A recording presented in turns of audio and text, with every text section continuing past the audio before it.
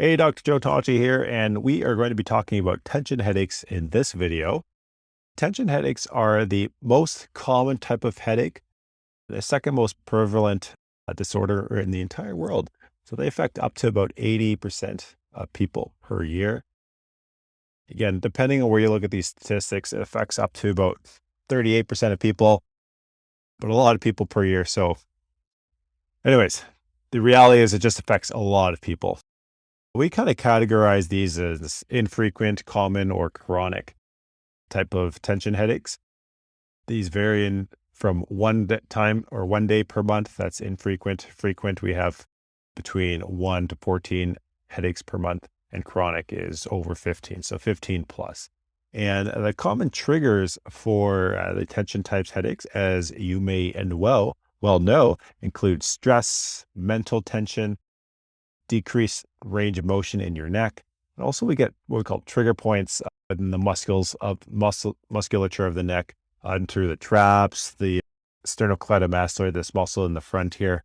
Oftentimes I find in the scalenes and upper back as well. So why does this type of headache happen? So I'm going to kind of describe a little bit of the pathogenesis, or the mechanism of action that actually causes these headaches to occur. So essentially, there's activation of what we call nociceptors, or of these nerves in the musculature or in and around our neck. So these nociceptors, they send signals. These signals travel to our spinal cords, and then these signals can travel up the spinal cord into certain areas of the brainstem and brain, the trigeminal cervical nucleus. And this is an area that receives a lot of information from various areas of our body, our face, and our skull, and our neck. So this overlap in information at the trigeminal cervical nucleus essentially can cause a lot of problems. This overlap causes this nociceptive signals to then share their innervation and then become painful. So areas that share innervation with the muscles and joints in our neck, with these nociceptive nerves in our neck, also become painful. So we're feeling pain down here, or nociceptive signals down here, and then we perceive that pain elsewhere in the cranial, basically in our cranium or in our head. Chronic tension headaches. Now, this is so these are ones that occur chronically, so 15 or more times per month. So that's over half the time you're experiencing a headache. And this is these develop due to prolonged nociceptive input or sensitization from these pericranial myofascial structures. So from the structures in our head and the muscles. And this results in a sensitization of these neurological pathways, both in the peripheral nervous system, but also within the central nervous system. And this is what creates it to be such a problem, this sensitization. Sensitization essentially means where a signal or a perception shouldn't be perceived as painful in a normal situation. Well, when an area is sensitized, it now becomes painful.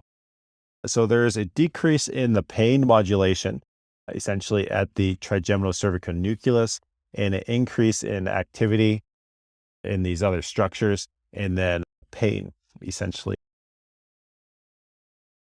Tension headaches are also known to be kind of on the migraine spectrum, and it all has to do with this our body's inability to inhibit the pain pathways in the nervous system. So what tension headaches typically feel like, they're typically not, they're not throbbing. Oftentimes they're both sides. They could be mild or moderate. You might say you have a low pain tolerance, a lot of stress. These are not typically aggravated from physical activity. So exercising, walking, running upstairs, these things don't typically aggravate it. Oftentimes they're worse with head movement. So moving our head side to side, doing this kind of thing seems to agitate it. Oftentimes we'll feel the headache kind of in through our temples. We're not going to have any neurological signs, so no numbness, tingling, no double vision, anything like that. Oftentimes we can get these tension headaches at a close time to when we get a migraine. If you get migraines as well, we're going to get into that in the video below. It feels like dull pressure. Sometimes you feel like fullness or just heavy or just really tight. Sometimes it feels like your head's being tight, like you're wearing a tight band or a tight hat, or it's being compressed. So what can we do to help manage these tension headaches? And what can you do for your partner to help overcome these tension headaches?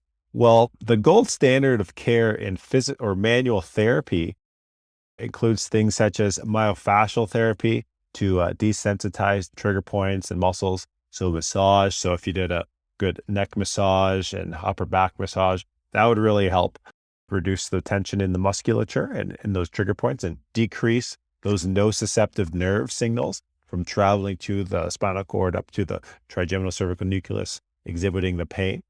So that could be extremely helpful. You could help with some stretches, exercise, go for a run, go for a walk, help them de-stress.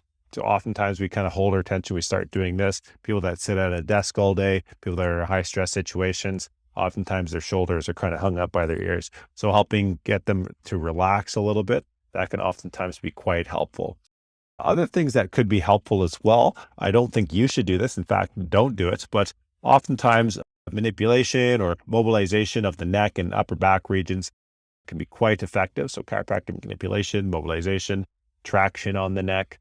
Also, again, just reduction in stress. That's going to be extremely important to help reduce the intensity and frequency of these types of headaches.